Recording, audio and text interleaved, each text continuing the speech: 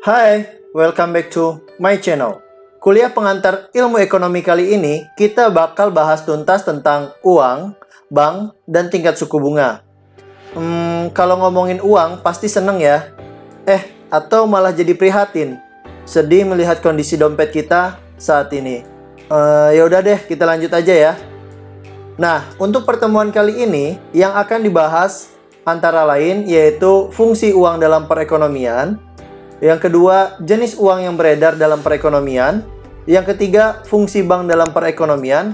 Dan yang terakhir, bagaimana pengaruh tingkat suku bunga dalam perekonomian.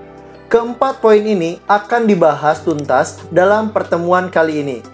Oke, kita masuk yang pertama tentang fungsi uang dalam suatu perekonomian. Dalam perekonomian ada dua fungsi utama uang, yaitu fungsi asli uang dan fungsi turunan uang. Kemudian fungsi asli uang ini ada tiga, yaitu yang pertama sebagai alat tukar, yang kedua sebagai pengukur nilai, dan yang ketiga sebagai penimbun kekayaan. Saya akan jelaskan satu persatu.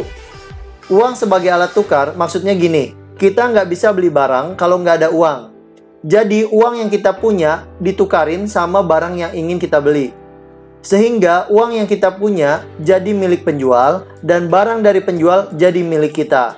Nah, itulah fungsi uang sebagai alat tukar. Kemudian fungsi uang sebagai pengukur nilai. Maksudnya seperti ini. Kita bisa menilai suatu barang itu mahal atau murah karena nilainya diukur dengan uang. Kalau misalnya harga handphone itu di atas 2 juta, itu bisa kita nilai sebagai barang mahal. Tapi kalau harga handphone itu di bawah 2 juta, mungkin kita bisa nilai sebagai barang murah. Nah, itu adalah contoh uang sebagai alat pengukur nilai. Kemudian yang ketiga adalah uang sebagai alat penimbun kekayaan. Nah, ini maksudnya jelas ya. Nah, kalau kita nabung pasti yang ditabung adalah uang, bukan yang lain. Tapi memang sih ada selain uang yang disimpan untuk menambah kekayaan seperti emas dan lain-lain. Kemudian fungsi turunan uang, yaitu sebagai pembayaran yang sah. Yang kedua sebagai alat pendorong kegiatan ekonomi. Dan yang ketiga sebagai satuan kredit. Maksud uang sebagai pembayaran yang sah yaitu uang merupakan alat pembayaran yang sah dalam transaksi ekonomi. Karena kalau kita ingin beli barang, kita harus punya uang dulu, baru kita bisa mendapatkan apa yang kita ingin beli. Oke, sudah paham ya? Kemudian, uang sebagai alat pendorong kegiatan ekonomi. Kalau suatu negara nggak punya mata uang sendiri, maka negara tersebut sangat ketergantungan dengan negara lain. Nah, kalau suatu negara punya mata uang sendiri, maka nilai mata uang tersebut akan sangat mempengaruhi terhadap kegiatan ekonomi suatu negara tersebut. Oke, sudah paham ya? Kemudian yang ketiga, fungsi turunan uang yaitu sebagai satuan kredit. Nah, di sini uang juga menjadi sebagai satuan dalam transaksi kredit yang dilakukan. Oke, udah paham dan bisa membedakan ya antara fungsi asli dan fungsi turunan uang? Kalau sudah, kita lanjut ke slide berikutnya yaitu tentang jenis uang beredar dalam suatu perekonomian. Secara umum, ada dua jenis uang, yaitu uang kartal, kemudian ada yang namanya uang giral. Nah, uang kartal itu jenisnya ada dua, yaitu uang kertas dan uang logam yang biasa kita gunakan dalam kehidupan sehari-hari. Kalau uang giral itu seperti cek dan giro. Terus kalau ada pertanyaan, e-money itu masuk dalam uang kartal atau uang giral? Atau nggak masuk keduanya? Nih saya kasih tahu ya. E-money yang biasa kita gunakan sekarang ini termasuk ke dalam uang giral. Termasuk kartu kredit juga masuk dalam uang giral. Oke, udah paham ya untuk jenis-jenis uangnya?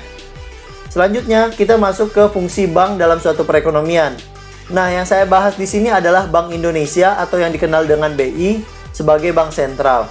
Jadi di sini saya nggak bahas bank umum. Bank umum itu seperti BRI, BNI, Mandiri, dan lain-lain. Nah, itu namanya bank umum. Kalau di sini yang saya bahas adalah bank sentral, yaitu Bank Indonesia. Nah, di sini saya akan jelaskan tentang fungsi dan tugas Bank Indonesia. Sebelumnya, saya akan menjelaskan dulu bahwa tugas Bank Indonesia itu salah satunya adalah menjaga kestabilan rupiah. Kemudian kedudukan Bank Indonesia itu sebagai lembaga negara independen. Nah, di sini saya akan menyebutkan dua tugas Bank Indonesia. Yang pertama yaitu menetapkan dan melaksanakan kebijakan moneter. Apa aja sih kebijakan moneter itu akan kita bahas pada pertemuan berikutnya, termasuk juga kebijakan fiskal. Kemudian tugas yang kedua yaitu mengatur dan menjaga kelancaran sistem pembayaran dan mengatur dan mengawasi perbankan di Indonesia. Kemudian untuk fungsi Bank Indonesia yang pertama yaitu memberikan masukan, pendapat, serta pertimbangan kepada pemerintah tentang RAPBN dan kebijakan lainnya. Kemudian fungsi yang kedua yaitu bekerja sama dan berkoordinasi dengan lembaga negara dan unsur masyarakat. Nah, itu adalah fungsi dan tugas Bank Indonesia yang kita miliki. Selanjutnya, pengaruh tingkat suku bunga dalam suatu perekonomian. Di sini saya mau menjelaskan bahwa ada dua jenis suku bunga, yaitu tingkat bunga real dan tingkat bunga nominal.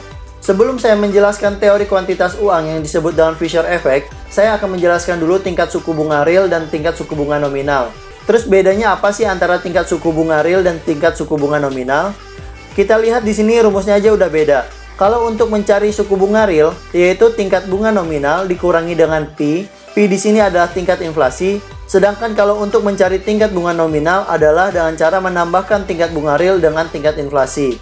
Nah, kalau dari segi makna, bedanya tingkat suku bunga nominal dan real itu dijelaskan oleh teori kuantitas uang, di mana kenaikan dalam tingkat pertumbuhan uang sebesar 1% akan menyebabkan kenaikan 1% dalam tingkat inflasi, dan kenaikan 1% inflasi akan menyebabkan kenaikan 1% dalam tingkat bunga nominal. Nah, itu disebut dengan Fisher Effect. Oke, udah jelas ya perbedaan antara tingkat suku bunga nominal dan tingkat suku bunga real. Oke, kalau gitu sampai di sini dulu perkuliahan kita. Mohon maaf kalau ada kesalahan. Thanks for watching and see you next time.